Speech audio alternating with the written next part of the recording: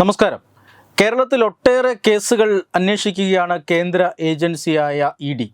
എൻ.ഐ.എ കഴിഞ്ഞു കഴിഞ്ഞാൽ കേരളത്തിൽ ഏറ്റവും കൂടുതൽ തിരക്കുള്ള കേന്ദ്ര ഏജൻസി ഏതാണ് എന്ന് ചോദിച്ചാൽ അത് എൻഫോഴ്സ്മെൻറ്റ് ഡയറക്ടറേറ്റ് ആണ്. നിരവധി കേസുകളിൽ ഇ.ഡിയുടെ അന്വേഷണം പുരോഗമിക്കുന്നുണ്ട്. ഇ.ഡിയുടെ റെയ്ഡുകൾ നടക്കുന്നുണ്ട്. സഹകരണ കുംഭകോണങ്ങളിൽ ഇ.ഡി അന്വേഷണം നടക്കുന്നുണ്ട്.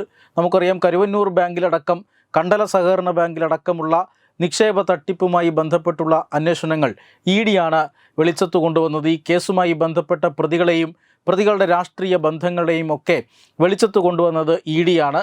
ഇ.ഡിയുടെ അന്വേഷണം നിക്ഷേപകരെ സംബന്ധിച്ചിടത്തോളവും ഒരു ശുഭവാർത്തയാണ്. കാരണം ഈ കേസുകളിൽപ്പെട്ട അല്ലെങ്കിൽ കേസുകളിലെ പ്രതികളെ സംബന്ധിച്ചിടത്തോളം അവർ കള്ളപ്പണമായി ഉണ്ടാക്കിയ സ്വത്തുവകകൾ അത് കണ്ടുകെട്ടാനും നിക്ഷേപകരുടെ പണം തിരികെ കിട്ടാനുമൊക്കെയുള്ള അധികാരം ഇ.ഡിക്കുണ്ട്. അതുകൊണ്ട് തന്നെ ഇ.ഡി അന്വേഷണത്തെ കേരളത്തിലെ ജനങ്ങൾ പൊതുവെ സ്വാഗതം ചെയ്യുകയുമാണ്. പക്ഷേ രാഷ്ട്രീയമായി ഇ.ഡിയെ എതിർക്കുകയാണ് കേരളത്തിലെ ഇടതുപക്ഷവും വലതുപക്ഷവും എന്ന് തന്നെ പറയാം. കാരണം വലതുപക്ഷത്തിനും കേരളത്തിലെ സഹകരണ മേഖലയിൽ വലിയ തട്ടിപ്പുകളിൽ പങ്കുണ്ട് എന്ന് നമ്മൾ കണ്ടതാണ്. എന്തായാലും ഈ ഇ.ഡിയുടെ അന്വേഷണങ്ങളെല്ലാം പരിശോധിച്ചാൽ നമുക്കറിയാം, ഇ.ഡിയുടെ റെയ്ഡുകൾ നടക്കുന്നത് കേന്ദ്രസേനയുടെ സുരക്ഷയിലാണ്. ഇ.ഡിയുടെ റെയ്ഡുകൾ പലപ്പോഴും സംസ്ഥാന പോലീസിനെ അറിയിക്കാറില്ല. അങ്ങനെ പുലർച്ചെയും മറ്റുമാണ്, 3 മണിക്കും അതുപോലെ തന്നെ 5 മണിക്കുമൊക്കെയാണ് ഈ ലക്ഷ്യസ്ഥാനത്തേക്ക് ഇ.ഡി ഉദ്യോഗസ്ഥർ ഇരച്ചു കയറുന്നതും തെളിവുകൾ ശേഖരിക്കുന്നതുമെല്ലാം. അവരുടെ റെയ്ഡുകൾ സംബന്ധിക്കുന്ന വിവരങ്ങളൊന്നും തന്നെ ചോരാതെയും പുറത്തു പോകാതെയും അവർ സൂക്ഷിക്കും. പക്ഷേ കഴിഞ്ഞ ദിവസം നടന്ന റെയ്ഡിൽ സംഭവിച്ചത് മറിച്ചാണ്. തൃശ്ശൂരിലെ ഹൈറിച്ച് ഓൺലൈൻ ഷോപ്പി എന്ന് പറയുന്ന ഒരു കമ്പനി, ആ കമ്പനി ആയിരക്കണക്കിന് രൂപയുടെ നിക്ഷേപ തട്ടിപ്പ് നടത്തുന്നു. ആ നിക്ഷേപ തട്ടിപ്പിൽ 100 കോടി രൂപ അവർ വിദേശത്തേക്ക് കടത്തിയതായി, ഹവാല ഇടപാടായി കടത്തിയതായി കാണുന്നു. ഈ കേസുമായി ബന്ധപ്പെട്ടാണ് ഇ.ഡിയുടെ അന്വേഷണം പുരോഗമിക്കുന്നത്. ആ അന്വേഷണത്തിൻ്റെ ഭാഗമായി ഈ ഹൈറിച്ച് കമ്പനിയുടെ ഉടമസ്ഥരായ കെ.ഡി. പ്രതാപനും അദ്ദേഹത്തിൻ്റെ ഭാര്യ ശ്രീനയ്ക്കുമെതിരെ കേസുണ്ട്. ഈ ദമ്പതികളുടെ വീടും അതുപോലെ തന്നെ ഇവരുടെ ഓഫീസിൻ്റെ ആസ്ഥാനവുമൊക്കെ റെയ്ഡ് ചെയ്യാനായി ഇ.ഡി എത്തുന്നു. ഇ.ഡി എത്തുന്നതിന് തൊട്ടു മുന്നേ ഈ പ്രതികൾ അവിടെ നിന്ന് മുങ്ങുന്നു എന്നുള്ളതാണ് കഴിഞ്ഞ ദിവസം പുറത്തു വന്ന വാർത്ത. അതായത് തെളിവുകൾ ശേഖരിച്ച് പ്രതികളെ അറസ്റ്റ് ചെയ്യാനായിരുന്നു ഇ.ഡിയുടെ വരവ്. സായുധ സേനയടക്കം ഇ.ഡിക്കൊപ്പം ഉണ്ടായിരുന്നു. പക്ഷേ ഈ റെയ്ഡിന് ലോക്കൽ പോലീസിൻ്റെ സഹായം ഇ.ഡി തേടിയെന്നു എന്നതാണ് ലഭിക്കുന്ന വിവരം. അവിടെ ഇ.ഡിയുടെ റെയ്ഡ് സംബന്ധിക്കുന്ന വിവരങ്ങൾ ചോരുന്നു, പ്രതികൾ രക്ഷപ്പെടുന്നു.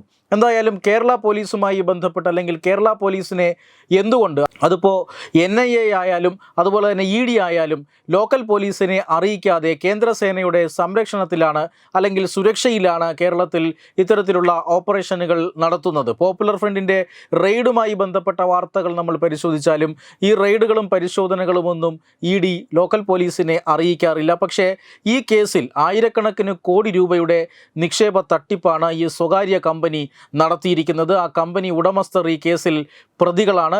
മാത്രമല്ല 100 കോടി രൂപയുടെ റിവേഴ്സ് ഹവാല കണ്ടെത്തിയിരിക്കുന്നു എന്നുള്ളതാണ്. കേരളത്തിൽ ഇപ്പോൾ സർവ്വസാധാരണമായി കൊണ്ടിരിക്കുന്ന ഒരു കുറ്റകൃത്യമാണ് റിവേഴ്സ് ഹവാല. മുന്നേയും ഹവാല ഇടപാടുകളുടെ പേരിൽ കേരളം കുപ്രസിദ്ധി ആർജിച്ചിട്ടുണ്ട്. പക്ഷേ അതൊക്കെ ഇടപാടുകൾ വിദേശത്തു നിന്നും സ്വദേശത്തേക്കായിരുന്നു. പക്ഷേ ഇപ്പോൾ കേരളത്തിൽ ഹവാല ഇടപാടുകൾ നടക്കുന്നത് ഈ സ്വദേശത്തു നിന്നും വിദേശത്തേക്കാണ്. പല രീതിയിൽ ഇന്ത്യയിൽ നിന്നും പണം നിയമവിരുദ്ധമായി വിദേശത്തേക്ക് എത്തിക്കുന്നു.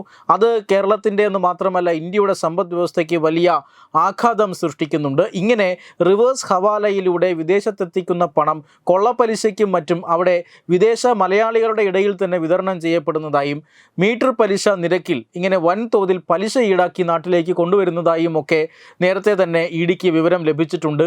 അത്തരത്തിൽ ഒരു 100 കോടിയുടെ ഇടപാടാണ് ഹൈറിച്ച് കമ്പനിയുടെ നേതൃത്വത്തിൽ നടന്നത് എന്നാണ് ഇ.ഡി ഇപ്പോൾ വ്യക്തമാക്കുന്നത്. ഈ കേസിൻ്റെ കൂടുതൽ തെളിവുകൾ ശേഖരിക്കുന്നതിന് വേണ്ടിയിട്ടാണ് റെയ്ഡ് നടത്തിയത്. പക്ഷേ ആ റെയ്ഡ് വിവരം ലോക്കൽ പോലീസിനെ അറിയിച്ചതോടുകൂടി ചോർന്നിരിക്കുന്നു. ദമ്പതികൾ രക്ഷപ്പെട്ടിരിക്കുന്നു. കെ.ഡി. പ്രതാപനും ഭാര്യ ശ്രീനയും രക്ഷപ്പെട്ടിരിക്കുന്നു. അവരെ ഇപ്പോൾ കണ്ടെത്താൻ ലോക്കൽ പോലീസ് തന്നെ ഇപ്പോൾ ശ്രമിച്ചുകൊണ്ടിരിക്കുകയാണ്. അവരെ കണ്ടെത്തി കൊടുക്കേണ്ട ഉത്തരവാദിത്വം ഇപ്പോൾ കേരള പോലീസിനുണ്ട്. ഇ.ഡി കേരള പോലീസിൻ്റെ സഹായത്തോടു കൂടി തന്നെയാണ് അവരെ അന്വേഷിക്കുന്നത്. ഇ.ഡി സംഘം എത്തുന്നതിന് തൊട്ട് മുന്നേ ഈ വീട്ടിൽ നിന്നും ഇവർ വളരെ വേഗത്തിൽ കാർ ഓടിച്ചു പോയി. അവരുടെ തൊട്ടു മുന്നിലൂടെ തന്നെ കാർ ഓടിച്ചു പോയി എന്നൊക്കെയാണ് റിപ്പോർട്ടുകൾ വരുന്നത്. പക്ഷേ ഇ.ഡി അത് നിരസിച്ചിട്ടുണ്ട്. എങ്ങനെയോ വിവരം ചോർന്നു. അതിൻ്റെ അടിസ്ഥാനത്തിൽ തങ്ങളവിടെ എത്തുന്നതിന് മുമ്പ് പ്രതികൾ രക്ഷപ്പെട്ടു എന്നാണ് എൻഫോഴ്സ്മെൻറ്റ് ഡയറക്ടറേറ്റും പറയുന്നത്. എന്തായാലും കേന്ദ്ര ഏജൻസികൾക്ക് കേരള പോലീസിനെ ആശ്രയിക്കാൻ കഴിയാത്ത സാഹചര്യമാണ് ഉള്ളത് എന്നൊരിക്കൽ കൂടി തെളിഞ്ഞിരിക്കുകയാണ്. വെബ് ഡെസ്ക് തത്തുമൈ ന്യൂസ്. ദിഗന്ത റിസോർട്ട്, അഹമ്മദാബാദ്, ഗുജറാത്ത്.